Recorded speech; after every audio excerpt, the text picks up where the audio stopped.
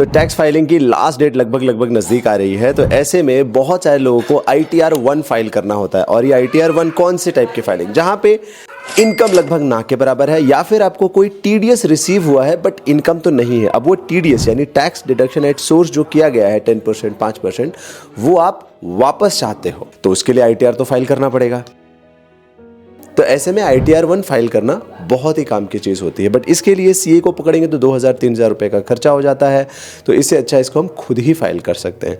अगर आपका ITR कोई कॉम्प्लेक्स ITR है, जैसे कि आप ITR 2, 3 या 4 में आते हो, तब ये वीडियो आपके काम का नहीं है। लेकिन अगर आप ITR 1 में आते हो या फिर किसी ऐसे पर्सन का ITR फाइल करना चाहते हो जो ITR 1 में आ रहा है और उसकी इनकम लगभग ना के बराबर है, इनकम भी कौन से सोर्स है, या तो कुछ FD से इनकम सोर्स है या फिर कुछ TDS वगैरह रिसीव हुआ है, तब उसका आप ITR हार्डली 5 से 7 मिनट में कर सकते हो। जैसे मैंने एग्जांपल के लिए यहाँ पे अपनी वाइफ का अकाउंट लिया हुआ है, उनकी इनकम लगभग ना के बराबर है, बट कुछ FDs वगैरह के इंटरेस्ट आते रहते हैं। तो उसको ज़रा हम एक बार यहाँ पे देखते हैं कि कैसे कर सकते हैं। तो जैसे आप ITR की वेबसाइट पे जाएंगे, सबसे पहले वहाँ पे आपको आपका यूज़र नेम, उसके बाद आपको अपना पासवर्ड डालना है। आपने अपना पैन डाल दिया, उसके बाद आपने पासवर्ड डाला, कंटिन्यू। और जैसे आप कंटिन्यू करेंगे, आपको यहाँ पे असेसमेंट ईयर सेलेक्ट करने के लिए आएगा। जैसे अभी 25-26 इज़ द असेसमेंट ईयर, और 25-26 में आप असेसमेंट किस ईयर का कर रहे हो, 24-25 का, यानी पिछले फाइनेंशियल ईयर का असेसमेंट इस साल होता है। पहले फाइनेंशियल ईयर ख़त्म होता है, फिर उसका असेसमेंट ईयर चालू होता है। ठीक है, तो यहाँ पे हमने 25-26 हमने सेलेक्ट कर लिया है। एक बार ज़रा ये सेलेक्ट कर लेते हैं। अब उसके बाद ऑनलाइन मोड में हम सेलेक्ट करेंगे, क्योंकि ऑफलाइन में हमें जाना नहीं है। तो let's select online mode, continue. अब यहाँ पे हमें स्टार्ट न्यू फाइलिंग, क्योंकि हम कोई एडिटिंग नहीं कर रहे हैं, तो start new filing. Individual HUF या अदर्स में आप जा सकते हो, तो इंडिविजुअल की फाइलिंग है तो हम इंडिविजुअल पे सेलेक्ट करें, क्योंकि हम HUF या अदर कुछ कर नहीं रहे। तो ये सिंपल टैक्स फाइलिंग है।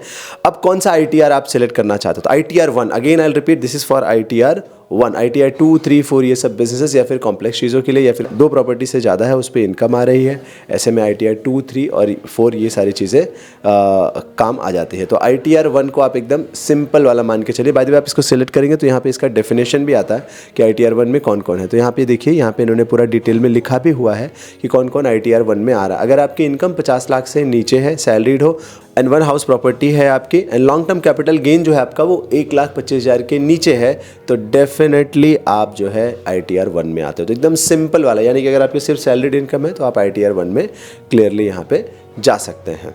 ITR 2 का भी यहाँ पे डिटेल है, देन ITR 3, ITR 4 पे भी आप क्लिक करेंगे, उसका भी डिटेल आपको यहाँ पे मिल जाएगा। जस्ट रीड करने के लिए है ये, बट अभी हम यहाँ पे ITR 1 यानी सिंपल वाली ITR यहाँ पे फाइलिंग करने वाले हैं। सो यहाँ पे न्यू टैक्स रिजीम जो है वो डिफ़ॉल्ट टैक्स रिजीम है, विच इज़ परफेक्टली फाइन। तो फिर अब हम आगे बढ़ेंगे, लेट्स गेट स्टार्टेड। अगर आपके कुछ यहाँ पे क्वेश्चंस वगैरह हैं, यहाँ पे हेल्प वगैरह है, तो यहाँ पे काफ़ी कुछ चीज़ें यहाँ पे पहले से मेंशन है। Let's get started. हाँ, अब जो यहाँ पे रीजंस है कि क्यों मैं टैक्स फाइलिंग कर रहा हूँ, क्योंकि मेरी जो इनकम है is more than basic exemption limit, या फिर कोई और भी रीज़न है, बट इसमें से हमारा कोई रीज़न नहीं है। तो हम यहाँ पे अदर सेलेक्ट करेंगे, एंड अदर सेलेक्ट करके हम आगे बढ़ जाएंगे। अगर आप पढ़ना चाहते हैं तो ये सारी चीज़ें एक बार आप पढ़ सकते हैं, बट हम एकदम सिंपल फाइलिंग कर रहे हैं, इसलिए हम ज़्यादा इसमें डिटेल में नहीं जाएंगे। Let's continue. कंटिन्यू करने के बाद यहाँ पे पर्सनल इन्फॉर्मेशन है, एंड देन फिर टोटल ग्रॉस इनकम देखो यहाँ पे क्या है। तो एक बार पर्सनल इन्फॉर्मेशन में चलते हैं, तो यहाँ पे सारी पर्सनल इन्फॉर्मेशन डिस्प्लेड है, एंड नेचर ऑफ एम्प्लॉयमेंट यहाँ पे आप जो भी आपको डालना है, तो यहाँ पे मैं नॉट अप्लीकेबल सिलेक्ट कर लूँगा। ठीक है, then it's a filing before due date, तो हम यहाँ पे ये वाला ऑलरेडी सिलेक्टेड है, इसी को कंटिन्यू करेंगे क्योंकि हम रिवाइज कुछ भी नहीं कर रहे हैं।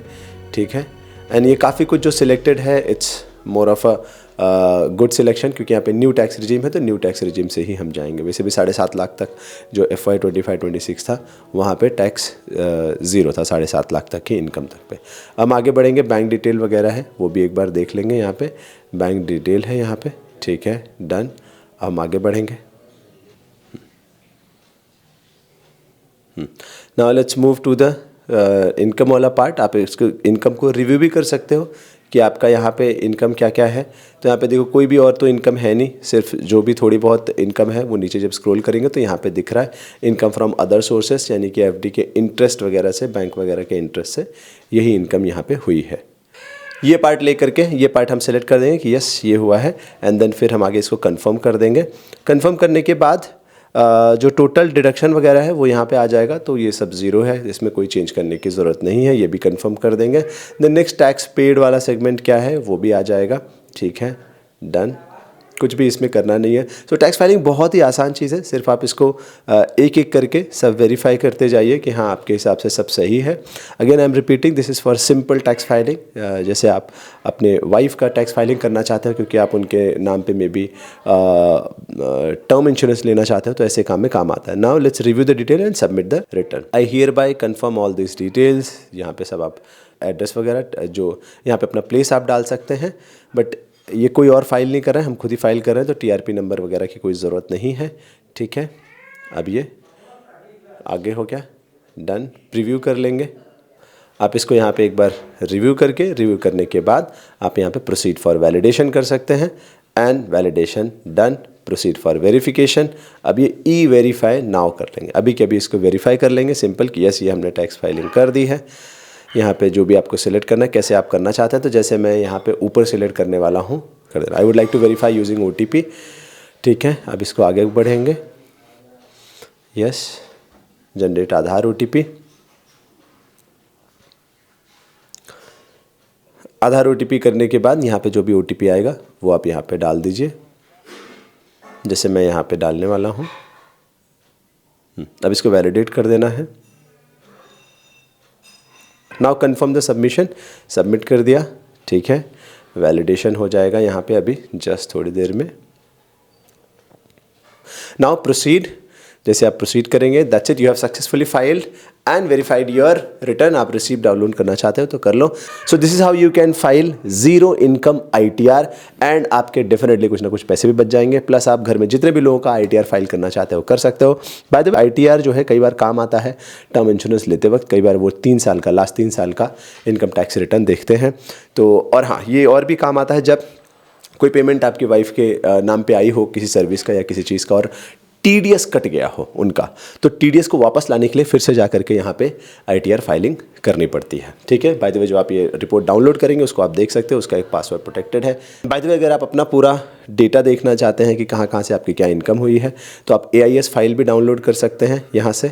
AIS फाइल अगर आप डाउनलोड करेंगे तो ये जो पासवर्ड है ये मेंशन करेंगे तो आपको AIS फाइल में बहुत सारी डिटेल भी दिख जाएगी कि आपकी कहाँ कहाँ से टोटल कितनी इनकम है। तो गवर्नमेंट भी इसको ट्रैक करती है, वो सारा ट्रैकिंग जो है AIS फाइल में यानी एनुअल इन्फॉर्मेशन स्टेटमेंट में आ जाता है। कई जगह पे एनुअल इन्फॉर्मेशन स्टेटमेंट रॉन्ग आती है या डुप्लीकेट आती है, तो उसमें हमें टेंशन नहीं लेना है, ठीक है।